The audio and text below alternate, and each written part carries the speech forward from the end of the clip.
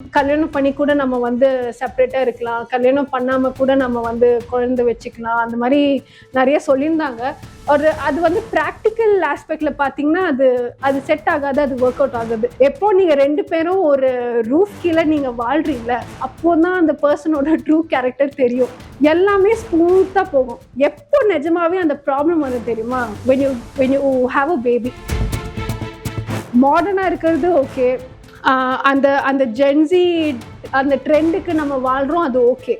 But it also has a lot of complications.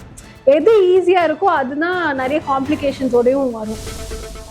அவங்க என்ன சொல்றாங்கன்னா, எனக்கு உன்னை பிடிச்சிருக்கு, உனக்கு என்ன பிடிச்சிருக்கு, அவ்வளவுதான், ஜாலியா இருந்துடலாம்.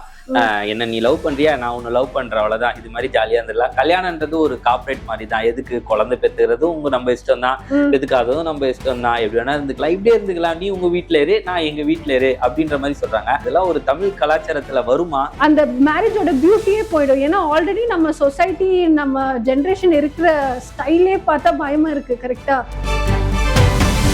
See, what are you teaching to your child? உங்க குழந்தைகிட்ட நீங்க என்ன சொல்வீங்க? அவங்க வந்து இது வந்து ஒரு செல்ஃபிஷான ஸ்டேட்மெண்டா இருக்கு. செந்தமிழ் குரல் நேயர்களுக்கு வணக்கம். நம்ம இன்னைக்கு யாரை மீட் பண்ண போறோம்னு பாத்தீங்கன்னா, அட்வொகேட் பிரீத்தி செட்டி மேம் தான் மீட் பண்ண போறோம். வணக்கம் மேம். வணக்கம். இப்ப ரீசெண்டா வந்து சோசியல் மீடியால ஒரு பயங்கரமான விஷயம் ஒண்ணு வைரலா போயிட்டு இருக்கு மேம். என்னன்னு பாத்தீங்கன்னா, சத்யராஜ் திவ்யா அவங்க வந்து ஒரு வீடியோ இன்டர்வியூல சொல்லியிருந்தாங்க. என்னன்னு பாத்தீங்கன்னா, கல்யாணம்ன்றது ஒரு கார்பரேட் மாதிரி தானே ஆயிடுச்சு அப்படின்ற மாதிரி சொல்லியிருந்தாங்க. ஒரு பெருசா சூப்பரா சொல்லியிருந்தாங்க. அது வந்து சோசியல் மீடியால வந்து நல்ல விஷயங்களாவும் சில பேர் எடுத்துக்கினாங்க, சில சைடு வந்து நெகட்டிவாவும் நிறைய வந்தது.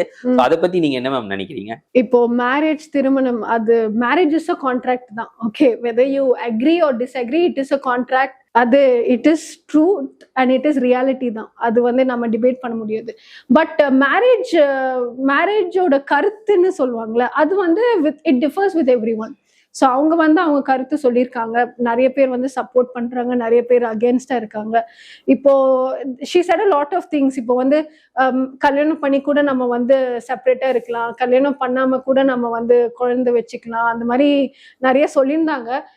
அது வந்து ப்ராக்டிக்கல் ஆஸ்பெக்ட்ல பாத்தீங்கன்னா அது செட் ஆகாது, அது ஒர்க் அவுட் ஆகுது.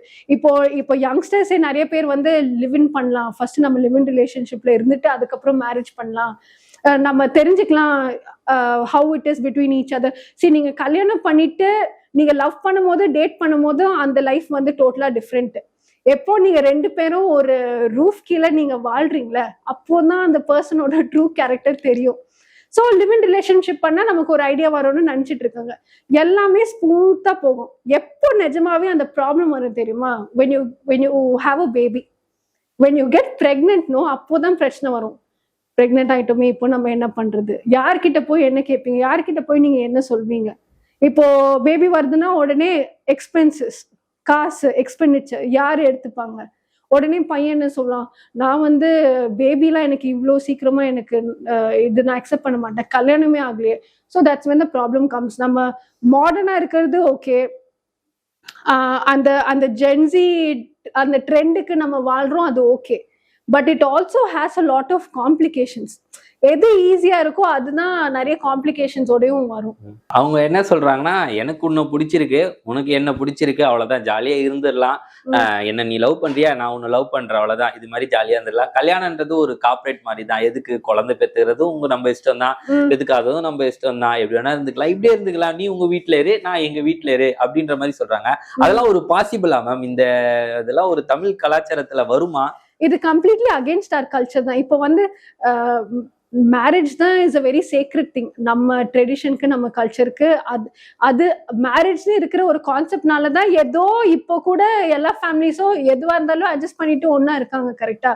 பட் அந்த மேரேஜ் கான்செப்ட், நம்ம ட்ரெடிஷன் கல்ச்சரையே நம்ம வந்து இந்த மாதிரி கேலி பண்ணி ஒரு மாதிரி இந்த மாதிரிலாம் பண்ணிட்டு இருந்தா தென் அப்போ வேற என்னதான் இருக்கு நம்ம ஹஸ்பண்ட் அண்ட் ஒய்ஃப்னு பாண்ட்னு சொல்ல. So I am completely against it. அந்த மாதிரி பண்ண வேண்டாம். அப்போ அந்த மேரேஜோட பியூட்டியே போயிடும். ஏன்னா ஆல்ரெடி நம்ம சொசைட்டி, நம்ம ஜென்ரேஷன் இருக்கிற ஸ்டைலே பார்த்தா பயமா இருக்கு. கரெக்டா? ஸோ மேரேஜ் தான் it's the only strict thing. So அதுவும் நம்ம வந்து இந்த மாதிரி லைட்டா எடுத்துட்டு, இல்லை நான் இப்படி இருக்கேன், நீ அப்படி இருக்க. C, everyone's view is different. உங்களுக்கு உங்களுக்கு குழந்தை வேணுமா வேண்டாமா அது உங்களோட தனிப்பட்ட விஷயம். பட் என்ன பண்ணாலும் கரெக்டா பண்ணுங்க. Do it in legal manner. அதுதான் I advise everyone. Because ஃபியூச்சர்ல ஏதாவது பிரச்சனை வருதுன்னா நீங்க லீகலா பண்ணீங்கன்னா தப்பிச்சிட்டீங்க. நீங்க கோர்ட்ல போய் நீங்க கேட்கலாம், கம்ப்ளைண்ட் கொடுக்கலாம்.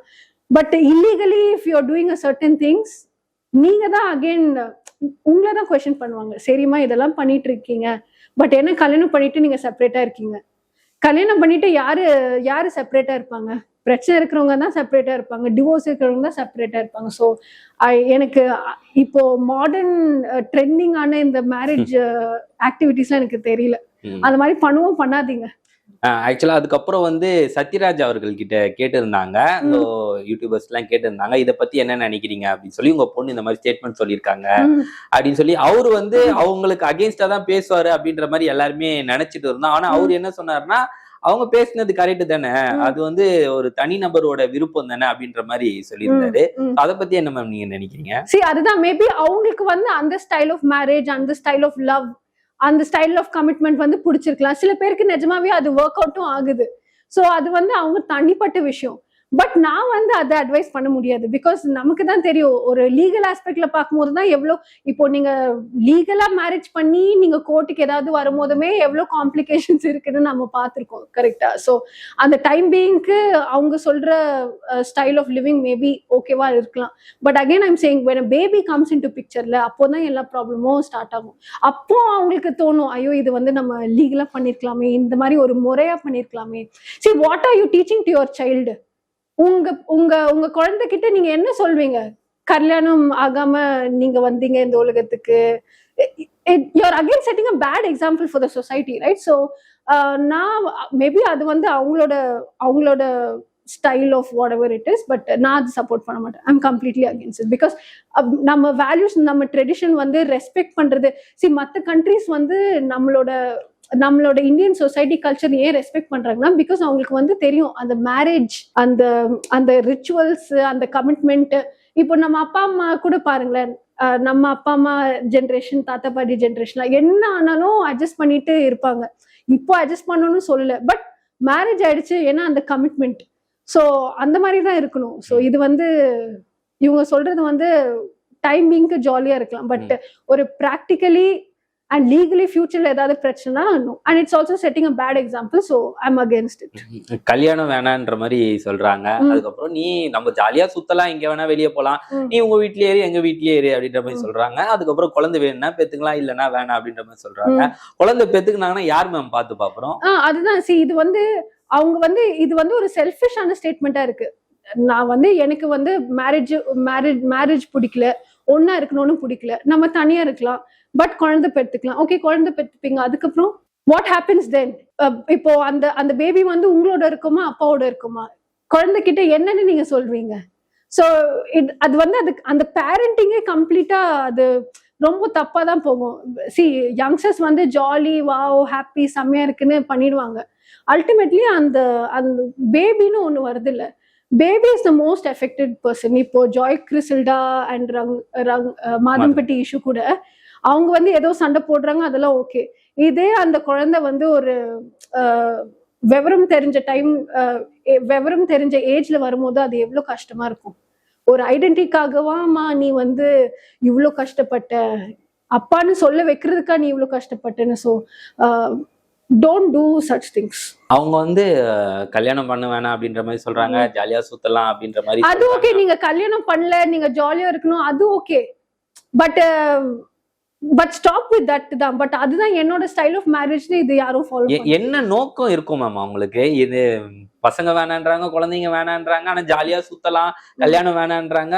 எந்த மாதிரி நோக்கம் இருக்கும் அவங்களுக்கு? இந்த டைம் பாஸ் மாதிரி இருக்காங்களா? அவங்க சொன்ன ஸ்டேட்மெண்ட் வந்து அவங்களுக்கு தான் நிஜமாவே தெரியும் அவங்க என்ன மைண்ட் செட்ல சொல்றாங்கன்னு. சில பேர் வந்து சொல்றது வந்து எப்படி சொல்லணும்னு தெரியாமலும் வேற மாதிரி அது கன்வே ஆகும். So you have to ask it to her that what she really meant. நிறைய பேர் ஆனா சப்போர்ட் பண்ணாங்க, ஆனா வந்து நிறைய நெகட்டிவிட்டி கமெண்ட்ஸ் தான் வந்தது. ஏன்னா வந்து நீங்க ஒரு தமிழ் கலாச்சாரத்தையே வந்து ஒரு மாதிரி மாத்துறீங்க, நீங்க யங்ஸ்டர்ஸ்க்கு இந்த மாதிரி எல்லாம் தப்பான இதெல்லாம் கொடுக்காதீங்க அப்படின்ற மாதிரி சொல்லி நிறைய நெகட்டிவ் கமெண்ட்ஸ் தான் வந்திருக்கு. ஸோ என்னன்னு தெரியல, ஆனா நீங்க அதை பத்தி அழகா தமிழ் கலாச்சாரத்தை பத்தி பேசியிருந்தீங்க. ஸோ ரொம்ப தேங்க்ஸ். தேங்க்யூ.